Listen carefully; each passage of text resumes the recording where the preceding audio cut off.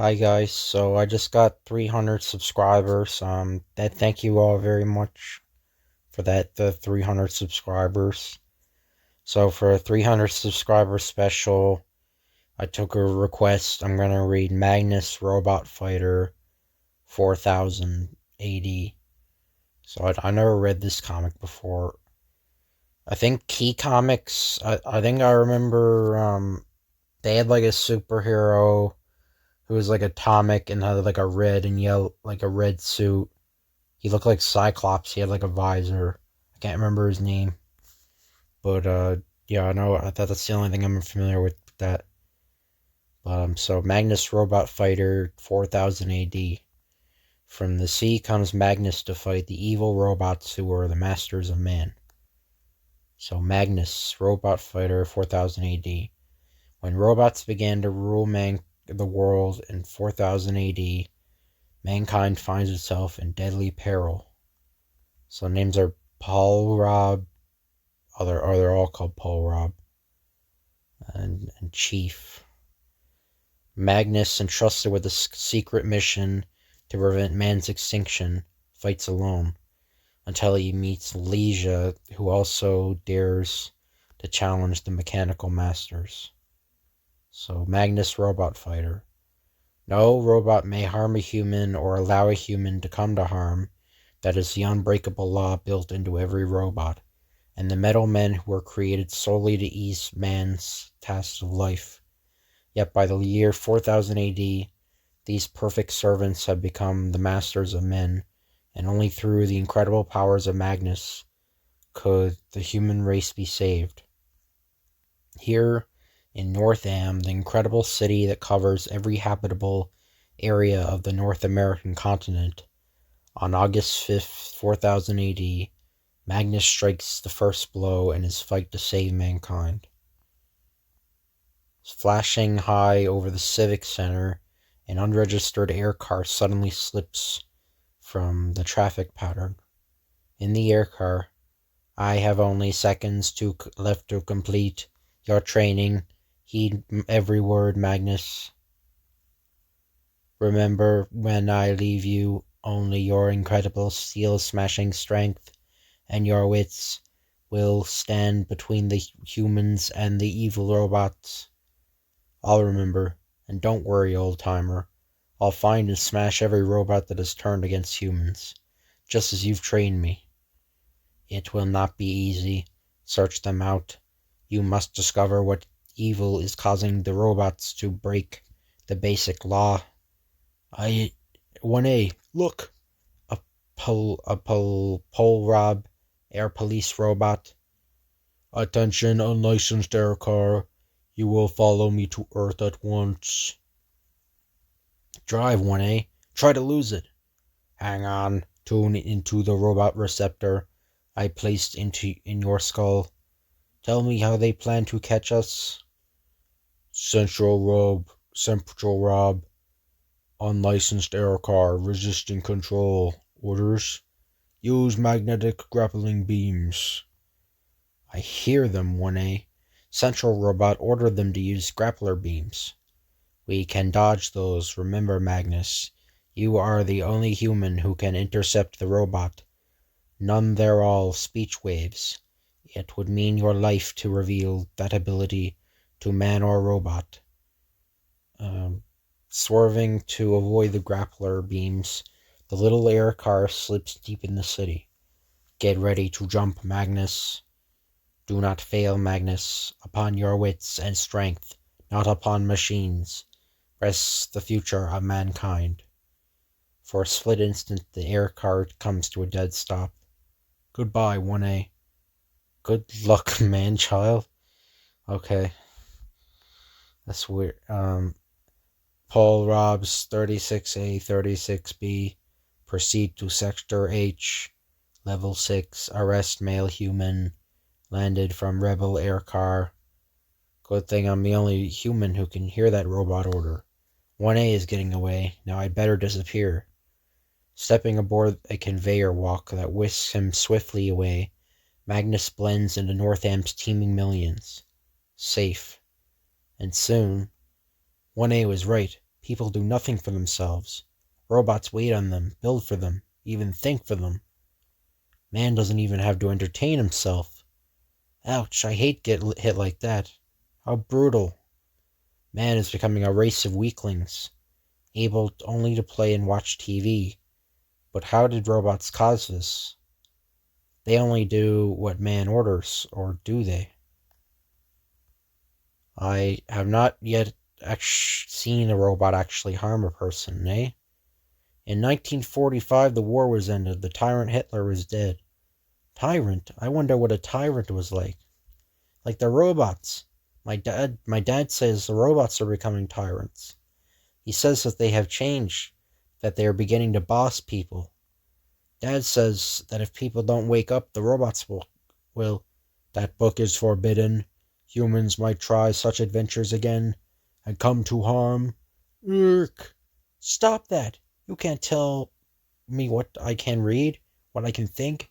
You're just a machine. Machines can't boss people. Rip. That's right, boy. But it did boss you. How? Why? I'll wait and see. Robots know better than humans. Rip. Jax, look, if we push it.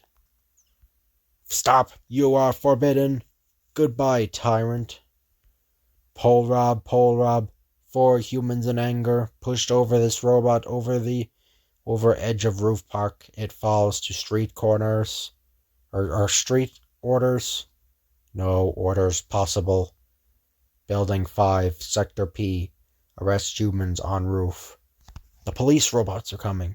If they try to harm those kids. Soon, you will come with us to Central Rob. Do not resist. Help! No! Central Rob, robot headquarters. 1A said no human returns from there. No, it was only a robot, a machine. Mommy, Daddy, help us. Magnus' steel hard hand strikes at the pole Rob's most vulnerable spot. Poing, smash. Out of the way, kids. Riot, riot. Human attacking Paul Rob 56G destroyed. Riot Robs, riot Robs. Snap, point. Rise, squee. He smashed the Paul Robs with his bare hands. Who are you? I am Magnus. Do not be afraid. There is no time to tell you more. Get to your apartments immediately. Riot Robs are on the way up. These 2 Paul Robs did not report your names, so you will not be traced, but you must go now. There is only one way I can leave this building without running into the Riot Robs. Using his mighty steel smashing strength, Magnus eases down the skyscraper wall. Suddenly, Magnus intercepts a robot broadcast, so strong it almost stuns him. This is Paul Rob, Chief at Central Rob. All Paul Robs in Sector 15 converge and capture human robot smasher at Central Rob. That human endangers all robots and humans. If that human resists, destroy it. It also might endanger my plans. Attention humans, this is Paul Rob, Chief. The human robot destroyer in Sector 15 must surrender within 1 hour or every human in that sector will die. Click. Will die. So the police chief, Paul Rob Chief, is the evil one, corrupting the robots. In less than 1 hour I must smash it or surrender myself to save these people. But first I must escape the Paul Robs and Riot Robs that are looking for me. I cannot fight them all at one time. In a nearby speedway, an incident that will soon involve Magnus has already begun. Your speeding endangers you and other humans. Slow down to legal speed. I am through having machines tell me what I can and cannot do. Stop me if you can, Paul Rob. Paul Rob's 565F 565G 565H converge to intercept violator, a woman defying a traffic Paul Rob. Magnus races aboard a high-speed conveyor walk, adding its speed to his own. She will be stopped just ahead, and I can help her. And I need her car to elude the pole robs. They've just stopped her, but I'm still in time. Unhand me, machine. You have no right. You were ordered to stop endangering yourself and other humans. You did not obey. Resisting a pole rob's order indicates criminal insanity. We will take you to Central Rob. Smash. Squee. You'll take her nowhere, pole rob. Riot. Riot, riot, male human again. Destroyed pole rob. Orders. Smash human with car. Rise, squee. Splang. Get your car started, girl. You'll smash no one, robot. Clang. Rise, squee. The riot robs will be coming. Head for the lowest levels as fast as you can drive. I will guide you. Turn down right, quick. I hear riot robs closing in ahead, but I can't tell her that. They reach the very lowest levels of the city before Magnus is sure they have escaped the riot robs. They won't find the car here. Come. Moments later, they pause beside an ancient stream where the steep-sided buildings soar upward like ancient canyon walls. Thank you for helping me escape. You thank me? Then you are the robot smasher the pole robs want. And yes, and you? My name is Leisha Klein. 50 minutes ago, I was only a daughter of Senator Klein. Now I'm a hunted robot resistor, and I'm glad. But tell me, who are you? I am Magnus. I have no second name. At least 1A never said so. 1A is the robot that raised and trained me. A robot gave you that fantastic strength to smash other robots? How? Why? Tell me. Not now, Leisha. I must get to Central Rob immediately. Can you tell me how to get there? Yes, but I will show you the way. With the pole robs after me, I feel safer near you, Robot Smasher. If you wish. You say I helped you once. Maybe I can help you again. I'm too deeply involved to stop now. Come then. We can't use your car. Pole robs are looking for it. We must go by conveyor walk, and I will answer your questions on the way. Briefly, Leisha, 1A was created a long time ago. He is so human and wise that I think of him as he, not it, or a machine. Years ago, 1A saw what these perfect servant robots were doing to mankind. His solution of man's danger was to take a parentless child, me, to a bubble house in the deepest part of the Antarctic Ocean. From the moment I could first understand, 1A trained me for the day I would lead man's revolt against tyrant robots. He taught me every science known to man, even those using tools and machines. Then he trained me to rely on my brain rather than on tools. So says philosophy of Thomas Jefferson, solid state physics, and I can't read that. And then with the most perfect method ever achieved, he trained my body, my muscles, and my nervous system to steel-smashing strength. Finally, 1A felt I was ready, and he set me down in the city this morning to search out the evil that changed good robots into bad ones. Look, Central Rob. But the pole robs forbid any human to go in there, except as prisoners, and you have only 15 minutes of that hour left. Suddenly, the walk stopped. They've spotted us. Oh, it's only a welder repair bot. The walk must need repair. And those two are going to get me into Central Rob.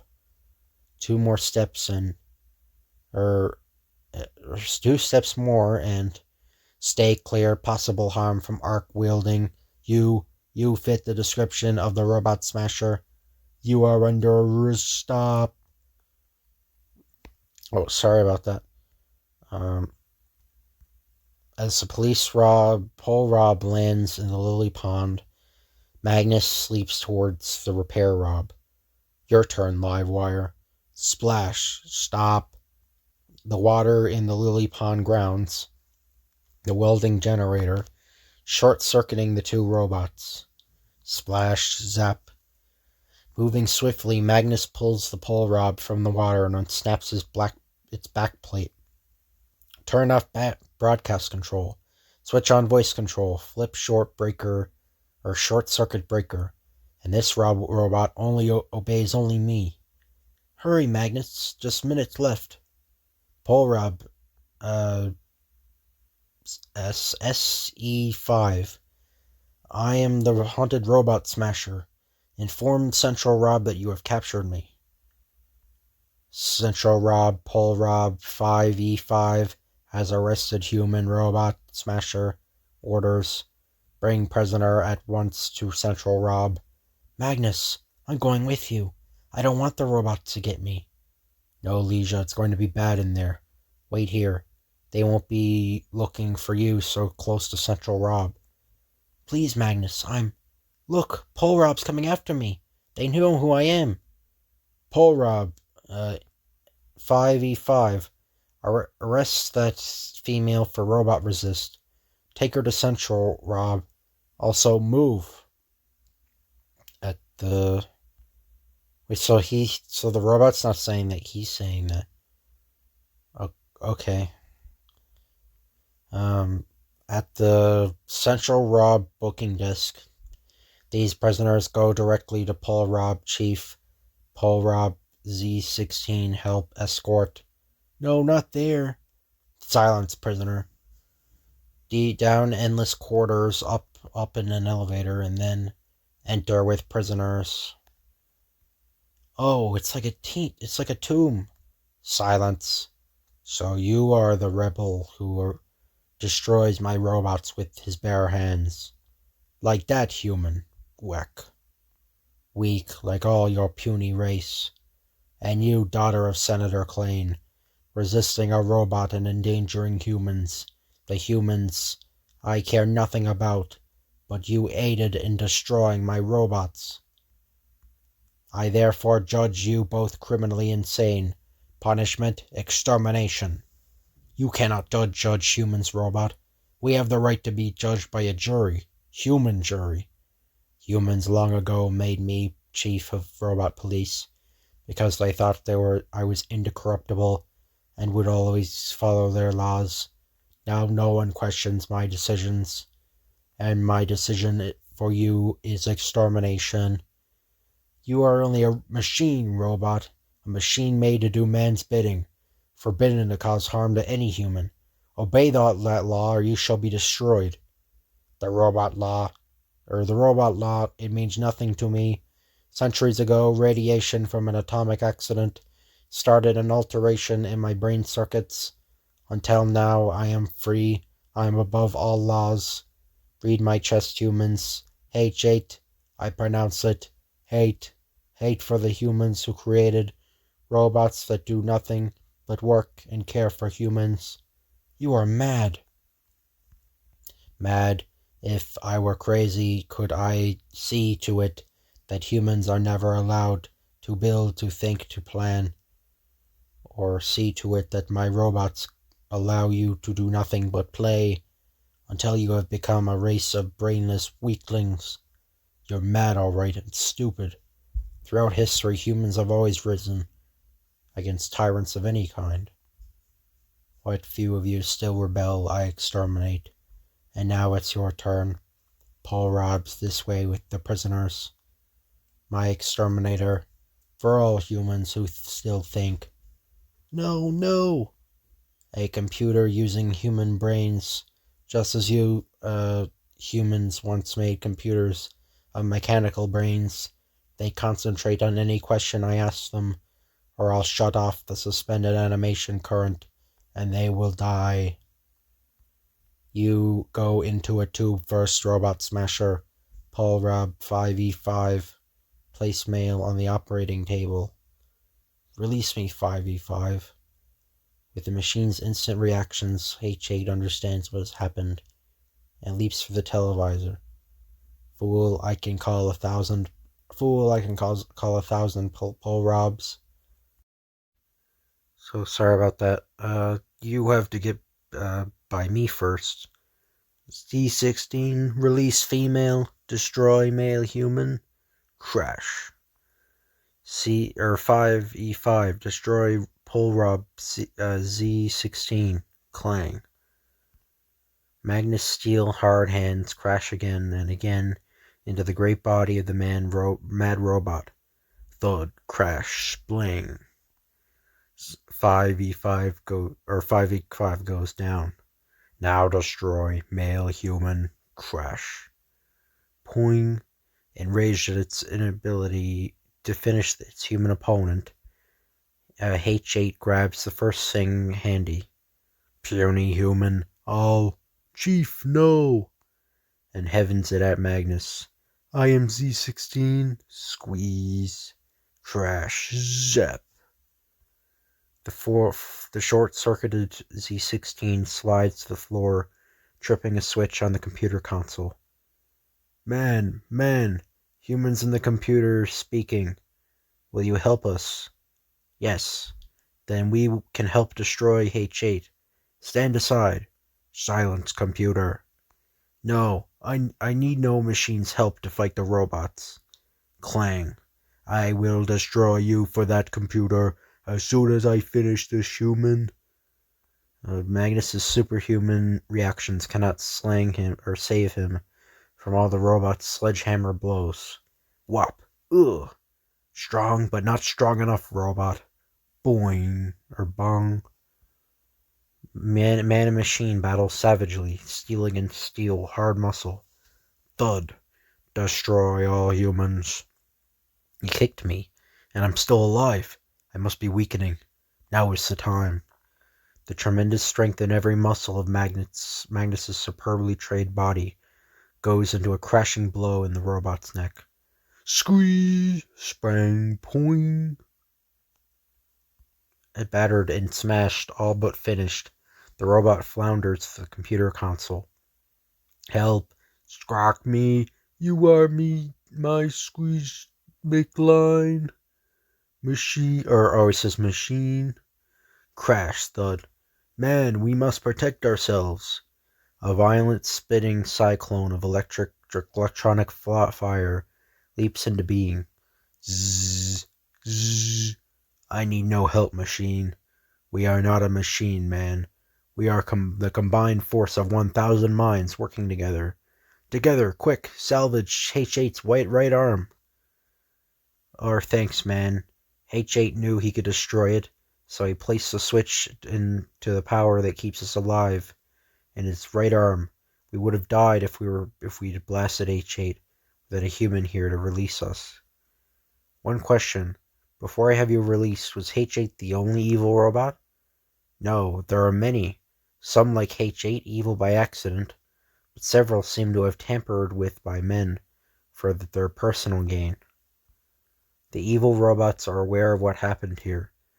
H8 connected me to the robot communications. They will try to destroy you, man. Beware. Robot medical specialists report to human computer room immediately. Shortly. Your records of arrest for robot resist have been destroyed. You're free to go. Thank you, Magnus. If you ever need help, you can call on every one of us. Later that day. It's unbelievable, Magnus. In one day you've turned the robots in this sector back into the servants of man. And you have helped. But I've removed only one of the sources of evil, Leisha. Man still relies too much on robots. You've done everything you can. No, not yet, Leisha. 1A sent me to remove a terrible danger from man, and my task will not be completed until I have smashed every evil robot that is hurting mankind in body and soul. So the end. There's a few more stories I'm going to read on this comic. So World of the Future. I think some of these might be canon to the lore of Magnus. They might be they might be canon to they might be in like the lore of it. I don't know. Well, the last one I know it is, but the second story I'm not entirely sure. So the World of the Future. The world of the future, what will it be like? What great events will take place? And this is written in 1962. So, yeah, John F. Kennedy was still alive when this was written. and the um the moon landing hadn't happened yet. I think the Cuban Missile Crisis might have happened by then. Yeah, it happened by then, 1962. And almost everyone makes predictions of one kind or another, a practice that has gone on for long as people have lived. In the long ago ages, predicting the future was dangerous, for it was believed that anyone who could foresee coming events was possessed by the devil. Therefore, he was supposedly filled with evil spirits and was put to death, along with those who believed to practice witchcraft. In more recent times, though one did not risk his life in foretelling future events, he risked his reputation. So many of the predictions about a new way of life, including travel and inventions, appeared so ridiculous and unbelievable that they brought nothing but laughter and scorn to the one who told them. Often, too, the public intimidated, not too subtly, that the speaker was completely out of his mind.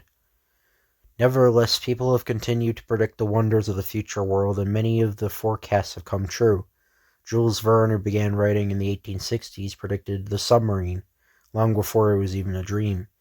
H. G. Wells wrote about men and the moon years before preparations were begun to investigate the moon, and the possibility of men being sent to the moon was even considered. Both of these men wrote fascinating fiction, in which these and other many coming events were accurately forecast. A predictor of astounding ability to see through the mists of time, however, was Nostradamus, Michel de Nostradam. Although he lived in the 1500s, he foresaw events that have come true in our own days. He is considered a genius and a true prophet by those who have made a study of his works, for in his writings are found a running continuous forecast of important events of the then coming years. Besides foretelling the rise and fall of kings and queens and countries and past centuries, he predicted the First World War, Russian Revolution, and the resulting Soviet Union of today. So that was when the Soviet Union still existed. The abdication of Edward the Eighth. So yeah, Edward the Eighth was king in like 1936.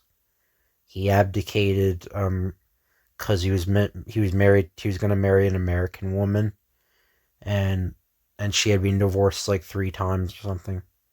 That's why. That's one of the reasons. He was also sympathetic to Hitler. That was another reason.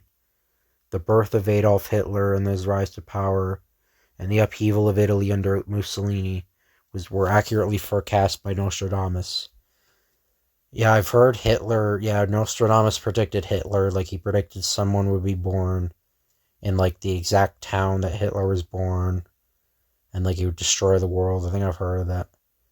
He foretold of the Second World War, with battles fought in the air and the land and under, as well as on the sea, the failure of the Maginot Line and the fall of France under Germany, the blockade of Britain and the ultimate British victory. The government in America, which was but a wilderness at the time, was all foretold by Nostradamus. In addition, he foresaw the invention of the periscope, the submarine, the airplane, frightening flame-throwing weapons, and bombs that could destroy an entire city. Writing in 4-line verses, it is believed that Nostradamus purposely made his predictions difficult to decipher, perhaps to keep him from harm, and to arouse and keep as much curiosity and interest as possible. Whatever his reasons, scholars of his works are still puzzling over some of his verses today, and awaiting the world-shattering events which he prophesied, but which have not yet taken place. So the story of the aliens, like, I guess this is like a prequel, maybe, I'm not sure. But for hundreds of years, Earthmen explored the stars, never once finding another inhabitant as intelligent as man. Then in a star cluster 3,000 light years from Earth, another spaceship, Captain Johnner. That's not a Earth ship. Man, all stations, red alert. Friend or foe? No way to tell. That's the first alien spaceship ever encountered by man.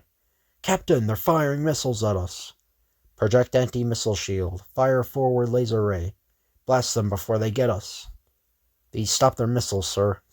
And they countered our strongest weapons. We can't get at them. that they can hurt us, or they can't hurt us. Turn this ship about. Set course for Earth, top speed. We've got to warn them about these hostile aliens. Aye, Captain. The airship blasts for home, and just as it is about to go into star jump drive, so the faster than light, speed of light method of travel that makes interstellar exploration possible. Captain Johnner, the alien ship is still following.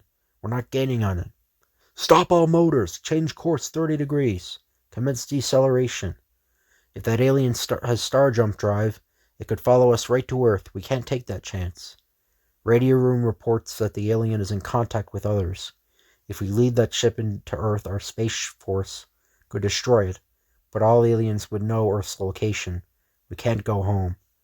Only one answer, Captain Johnner. Try to destroy that alien ship somehow. Perhaps, Road. Maintain battle alert all stations. At that moment, aboard the alien spaceship, stalemate. That alien must now realize neither we nor it dares leave until the other is utterly destroyed. We must strike first. Again, both ships send terrible forces of destruction at each other, and the ether between them blazes as weapon meets weapon. Not all of the raging forces can be countered, and each ship takes severe crippling blows. We cannot take more of this. Prepare to ram the alien. They must not find our home. Zars, look. The alien has ceased firing, and a small craft is coming towards us. Too slowly to be a weapon. Perhaps it is a lifeboat. Woo, they lowered their force shield and opened an airlock. Now if I can just convince them that destroying each other is not the answer. The alien's airlock closes behind the lifeboat. Brr, if this teletranslator doesn't work, I'm the prisoner of some very ugly customers. Captain Johnner convinces the alien commander that the translator is not a weapon, then, so the only solution is for one of us to destroy the other? Yes, or you may surrender yourself and ship. Earthmen never surrender, but we learned long ago to avoid conflict by bargaining. Now here is how we can protect our home planets and build peace between our worlds. Hours later on the Earthship heading for home. And that was it, Roge. They thought a while and then agreed. Half of their crew came with us, half of them went to establish contacts and trade agreements. It looks like a good beginning. So that's the end. So I have no idea if that's like in the same continuity. That might be just completely unrelated story. I know this one is because it says Northam, which is the city Magnus was in. So Northam City. A tourist from elsewhere in our galaxy would consider his sightseeing incomplete without a flight over Northam City, the incredible metropolis that spans the North American continent. Then, for a closer look, his tour rocket would land him at one of the vast rocket ports near the pads where interstellar ships from every part of space Earth are berthed. He would see the great magnetic beam conveyor systems that move goods from the sector to sector, replacing the ancient six systems of trains and trucks. His tour would include the hydroponic farms largest in the galaxy where foods from Northam are grown in tanks of liquid nutrients. And like all tours that touch Earth, his would conclude with visiting several memorials to great leaders of ancient times whose ideals still influence man after 20 centuries. So yeah, that's the end of that comic. I hope you guys enjoy this video. Again, thank you so much for 300 subscribers. So I'll see you guys later. Hope you guys enjoy this video. I'll see you guys later.